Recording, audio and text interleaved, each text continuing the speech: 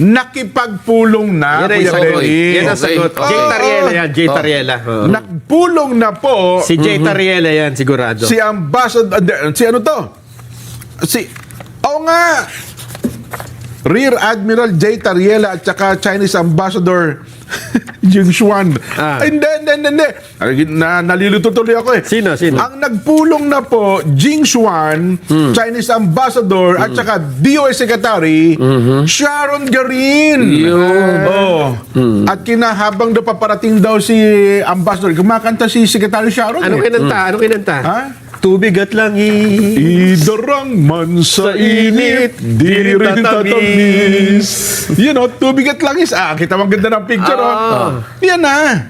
May picture pa, no? Mas maganda ang ngiti ni Secretary Sharon Garin. Nagkamayan pa, no? Dahil makikita mo dito, mukhang may maganda sila na pag-usapan. So, Yun. pro-China yan, pro-China. Pro-China yan. Pro-China pala yan, ha? Delikado ka dyan.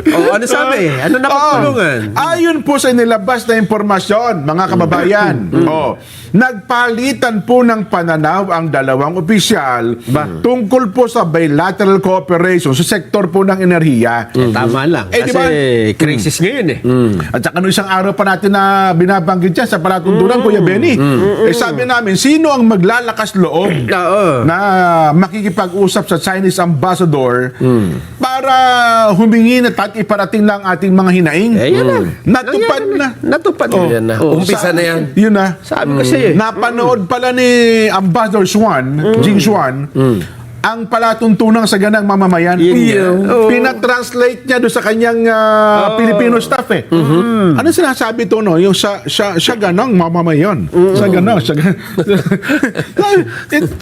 Translate. Sabi nga nun. Siya ganang mamamayan. Yes, Kaya ang so- kinausap, si Sharon. Sharon Garin. Garin, no? Yan. Let's talk, pare ko. Yan. Kasi ang pinakikiusapan sana namin makipag-usap, Kuya Benny, di ba pinapakiusapan sana na to, maglakas loob, si Rear Admiral Commodore yan, Commodore na. Commodore na nga pala, Two-Star General, Commodore Jay Tariela, at saka itong si Roy Vincent Trinidad ng Philippine Navy. Sila makipag-usap. Sila makipag-usap. Tayo naman, kumbaga, trabaho lang eh, walang personalan. Pero ngayon, nakabingit ang leeg namin sa malaking kompromiso eh. Di ba?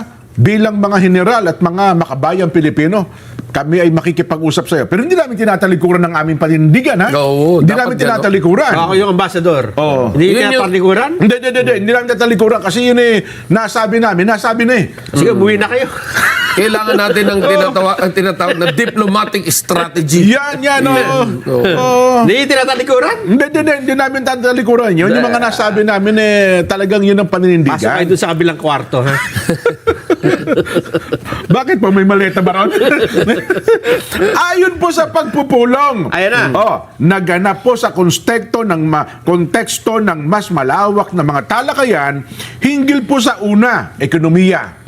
Yan. At supply ng enerhiya, petrolyo sa Pilipinas. Yan ang problema natin ngayon. Secretary Garin po ay hayagan namang tinalakay ang epekto ng pabago-bagong pandaigdigang supply ng langis sa lokal na merkado. At nilinaw po ang mekanismo ng Oil Deregulation Law at kung paano pinamamahalaan ng mga kumpanya ng langis ang gastos sa pagkapalit ng petroleum sa gitna daw po ng pandaigdigang sigalot. Si Ambassador Jing naman, ay aktibong nakikilahok po sa mga bilateral trade assurances at kamakailan ay tiniyak sa mga opisyal na Pilipinas na ipagpapatuloy ng China. May katiyakan na po may assurance, mga kapare ko, ipagpapatuloy po ng China ang pag-export ng, nabanggit po kahapon Nelson, pataba o fertilizer o abono sa ating bansa sa kabila daw po ng pressure sa global supply chain. Ayon, wala pa raw po karagdagang opisyal na detalye ang inilabas ukol sa mga tiyak na kasunduan, inisyatiba o kaya naman ipatakaran na nagmula po sa talakayan noong isang araw, noong March 17. Mamasamain ba ng mga dati ay nagbabansag sa mga nagsasalita, oy, pro-China, pro-China. Yan, oo. Mamasamain nyo ba ang ginagawang ito ng Department of Energy? Kinausapan niya yung ambassador, pro-China yan. Hindi ba? Ay, hindi. Kailangan nating makiusap eh. Ang totoo, pagiging isang makabayan yan, Kaya Nelson, nga. hindi pagtalikod yan bilang isang Pilipino. Pag ikaw ay nakipag-away sa panahong ito, sa panahon na kailangan mo ng tulong, Ayan. at yung hiningin mo ng tulong, inaway mo, hindi ka makapilipino. Ayun ang Gusto mong maghirap ang mga Pilipino, hindi ba? Makasarili ka. Makasarili Kapag, ka, oh. Sarili mo lang iniisip Pride mo lang ang iniisip mo eh. Yun. Sarili mo lang yung mga nauna mong pahayag, Oo. di ba?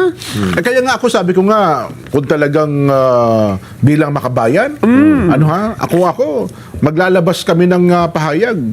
Commodore J. Tariela, General Roy Vincent Trinidad. Hindi po kami tumatalikod sa aming mga nasabi na sapagkat kayo po ay ganito, ganyan. Pero sa panahon po ng aming pangangailangan, kayong aming kapitbahay, baka naman pwede nyo kami tulungan. Yeah. Diba? Tulungan nyo kami. Pwede natin lunukin Oo. ang ating Kasi sapagkat kami nga, Pride. Yan. para Kasi, lang sa ating bayan. Kung ako nga, Kuya Benny, Ano, kapag ginawa nila yan, dyan sila magsisilbing bayani. yun. Yun. Sabi ko nga, baka maging senador yan sa 2028 kapag ginawa nila yan eh. Di ba? Hindi mo na kailangan mangampanya. Yan ang sabi, yan ang talagang general. Kayang lunukin ng pride sa oras na pangailangan ng sambayanang Pilipino. Sa katandaan natin ang laging nakadikit sa pangalan ng isang opisyal is an officer and a gentleman. Yan. Yan. Oo. Kaya mong lulukin yung pride mo, ha? Oh, dapat Ay, ito muna, ito Kahit muna. isang buong fried chicken yan. Ito muna ang lulukin mo. Oh, Ano yan? Siopaw. Hindi lang si Secretary Sharon Garin ang pumunta. Oh, Oo, meron ding nakipagpulong. meron pang pro-China isa. Sino yan? Same day.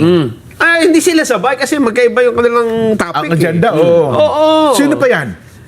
Pagkatapos ng ilang oras, nakipag-usap naman kay Chinese Ambassador to the Philippines, Jing Xuan, si Agriculture Secretary Ayun na. Francisco Chu Laurel Jr. Yun. Oh. Kita mo? Ayan.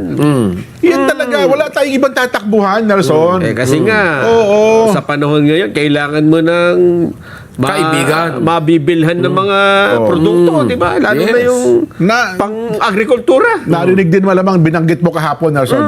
Kasi, di ba pinag-uusapan natin kahapon pataba para sa mga magsasaka. Ito na pala. Alam mo ba, Jen? Oh. Benny, ang presyo ng fertilizer sa merkado, sa daigdig, Oo. ay nadoble from $400 naging $800 per metric tons. Nadoble. So, magkano papatak sa Pilipinas ang persako? Times 2. Siguro may ganon? mga 6,000 ang isa. Nako! Oo, kasi Paano ka pa magpagagamit ng pataba ay niyan? luging-lugi ang magsasaka. Oho. At sa kanilang pag-uusap, sinabi ni Ambassador Jing na huwag kayong mag-alala. Ang China, kahit na ginaganito nyo yung aming supreme leader, Kahit pinararatangan nyo kami na ng bubuli, oo. tuloy-tuloy ang pagsusupply namin sa Pilipinas ng fertilizer. Aba. Hindi kaya pala- totoo na ihinto na namin yan. Oho. Kaya pala maganda rin ng ngiti ni Secretary Chu Laurel, ha? Oo. Ipakita mo nga ulit, direct. Ayan, o. Oo. Pero hindi naman pro-China yan, ano? Yan ang sinasabi na dahil sa pangangailangan, kailangan talaga nating, di ba? Mag-reach out. Oo. Sabi ni Secretary, tingnan mo naman yung apelyido ko. Oo nga. Chu. Chu. Oh. Ito naman Alam siya, mo na. Xuan. Xuan. Oh, Chu diba? Xuan. Ang sabi pa ni Secretary Laurel, Oho. ay tiniyak daw ng China ang tuloy-tuloy na pag-export ng pataba kahit may pabago-bagong kondisyon sa merkado. Tama. Ibig sabihin, steady supply. Yan. Kahit pa magkaroon ng problema, hindi nila pababayaan ng Pilipinas. Oo. Yan. Yun sapat, di ba? Oho.